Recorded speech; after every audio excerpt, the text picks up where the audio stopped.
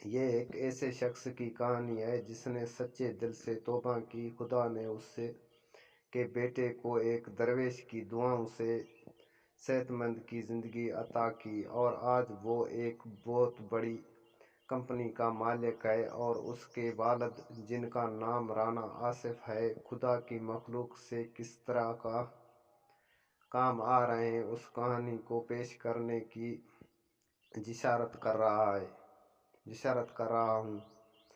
میں چند ماہ پہلے ایک شادی میں شرکت کے لیے کراچی گیا۔ وہاں پر میرا دوست الطاف قادر بھی اٹلی سے آیا ہوا تھا، جس کی چند ماہ سے کوئی خبر نہیں ہے۔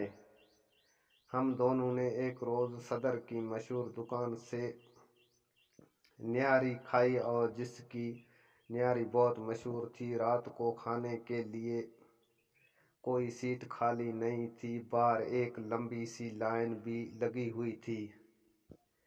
خیر، ہمیں مالک دکان کے سامنے سیٹ خالی ہونے پر مل گئی۔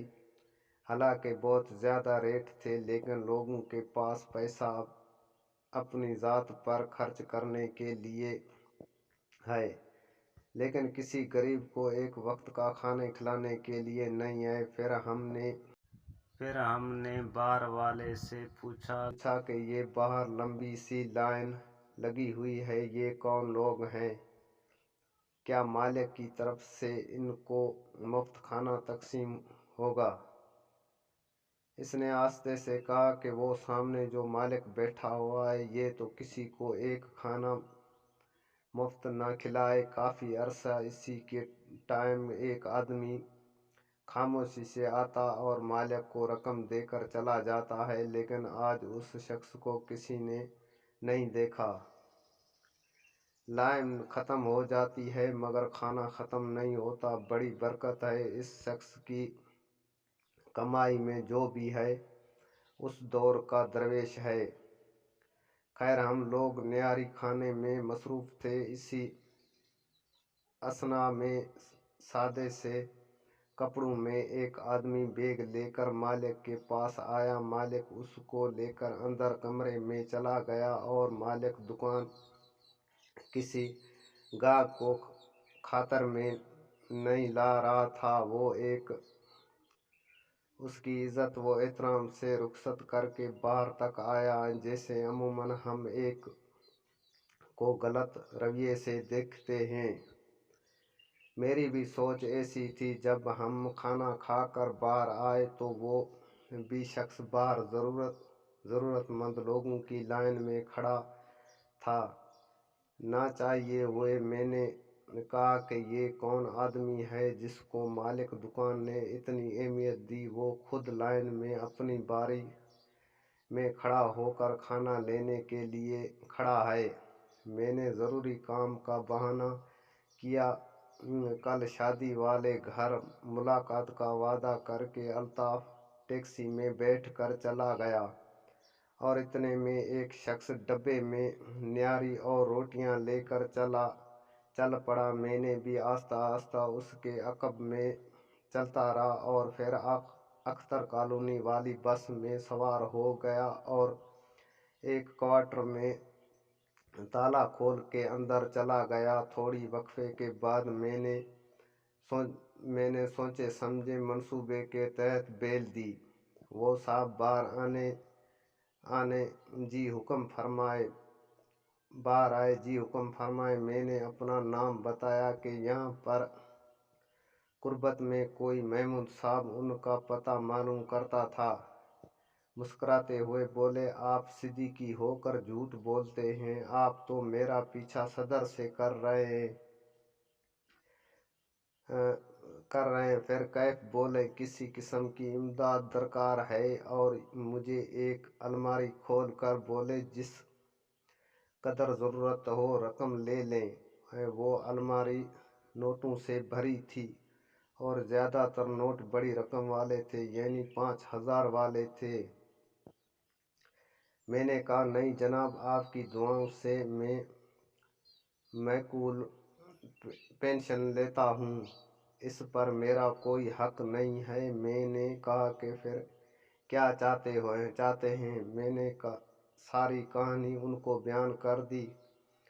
किस तरह आपने दुकान के मालिक को अदायगी की है, फिर ज़रूरतमंद की लाइन में लग कर अपनी ये अदायगी का खाना हासिल किया। वो कहने लगे कि बात ये है कि जहाँ तक अदायगी का ताल्लुक है ये उनका हक था, और लाइन में भी मैं इसलिए खड़ा होता कि मुझे भी इस कैफियत का गुजरना पड़े जिससे ये ज़रूरतमंद गुजर रहे हैं। लेकिन ये तब्दीली कैसे आई? मैंने पूछा। एक दरवेश फ़कीर ने मेरी ज़िंदगी बदल दी और मेरे बेटे यासर को उनकी दुआओं के तुफैल अल्लाह ताला ने नई ज़िंदगी अता फरमाई, और यही आज मेरी कारोबार की देखभाल कर रहा है। और इस फ़कीर की हिदायत के मुताबिक और उसकी मखलूक थोड़ी बहुत खिदमत करके कब्र के अज़ाब से महफूज रहने की कोशिश कर रहा हूँ। फिर उन्होंने अपनी उस फ़कीराना ज़िंदगी से यूं पर्दा उठा लिया। मेरा नाम वक़ार ओस्मानी है। मेरे वालिद मरहूम एक बहुत बड़ी कंपनी के मालिक थे। उनकी वफ़ात के बाद तमाम कारोबार इकलौती औलाद होने की वजह से मैंने मालिक बनकर, मेरी बीवी भी एक आला ख़ानदान की पढ़ी लिखी है और दौलतमंद थी। गर्ज के दौलत हमारे घर की लौंडी होने की वजह से मैंने बहुत मगरूर और खुदगर्ज था। न कभी ज़कात खैरात की थी और न ही अपने से गरीब रिश्तेदारों से रहना तो दरकिनार उनको अपने घर आने पर जलील करके घर से निकाल देता था। मेरा एक बेटा था, मैंने उसको आला तालीम दिलवाई, लेकिन अचानक उसको एक दम अजीब व गरीब बीमारी लग गई। वो रोज़ से चिल्लाता और उसका दर्द से बुरा हाल हो जाता। मैंने पाकिस्तान और यहाँ तक के बाहर के ममालिक तक डॉक्टरों को दिखलाया, मगर मेरा बेटा चंद माह में सूख कर हड्डियों का ढांचा बन गया, और डॉक्टरों ने जवाब देकर दिया कि ये चंद दिन का मेहमान है। फिर मुझे अपने खुदा की याद आई, और खुदा ने मुझे गुरूर की सज़ा बेटे की बीमारी की सूरत में दे दी। जब वो पकड़ता है तो कोई छुड़ाने वाला नहीं होता। मैंने अपनी बीवी रो रो कर अपने गुनाहों की माफ़ी तलब करते मैंने ज़कात खैरात देने शुरू कर दी। माह रमज़ान ने और बीवी ने पूरे रोज़े रखे और अल्लाह ताला से माफ़ी की दुआ करते, या अल्लाह हमारे बेटे को कम अज़ कम ईद तक ज़िंदा रहने देना। 27वें रमज़ान में और मैं और मेरी बीबी रोज़ा इफ्तारी के लिए दस्तरख्वां पर बैठे थे। अचानक किसी ने बेल दी। मैंने बाहर आकर देखा तो एक दरवेश नुमा आदमी खड़ा था। कहने लगे कि बेटे, मेरा रोज़ा इफ्तार करवा सकते हो। मैंने इज़्ज़त व एहतराम से उनको दस्तरख्वां पर ले आया। रोज़ा खोलने में देर थी। अचानक मेरे बेटे ने ज़ोर ज़ोर से चिल्लाना शुरू कर दिया और रोने लगा। हमें लगा कि शायद इसका वक्त करीब आ गया है। मैं और मेरी बीबी दीवाना वार रोते हुए उस कमरे में दाखिल हुए, और वो दरवेश आदमी बोला, हौसला करो, अल्लाह ताला पर भरोसा रखो, कुछ नहीं होगा। आपके बेटे को आप लोग बाहर जाएं। हम दोनों मियाँ बीवी रोते हुए बाहर आ गए। आवाज़ें आनी बंद हो चुकी थी।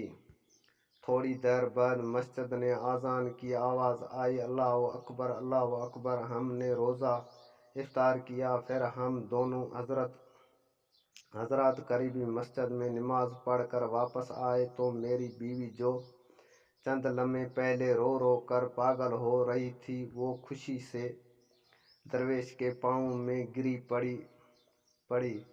उस्मान साहब की दुआओं की तुफैल हमारा बेटा ठीक हो गया था। मैं भी उनके पाँव में गिर पड़ा और अपने बेटे को दीवाना वार प्यार करते खुशी से पागल हो रहा था। अचानक जनाब रोज़ा अफ्तार कराने का बहुत शुक्रिया, इजाज़त चाहता हूँ। मेरा काम ख़त्म हो गया। वो जाने लगे तो मैंने नोटों से भरा हुआ ब्रीफ केस लाकर उनके कदमों में रख दिया। मेरी तरफ से आपको नजराना है। उन्होंने इनकार कर दिया और कहा कि यही वो चीज़ है जिसने तुझे गुरूर से भर दिया था। मैंने हाथ जोड़कर माफ़ी मांगी और कहा, कोई नसीहत तो कर दें। खुदा और उसकी मखलूक से मोहब्बत करो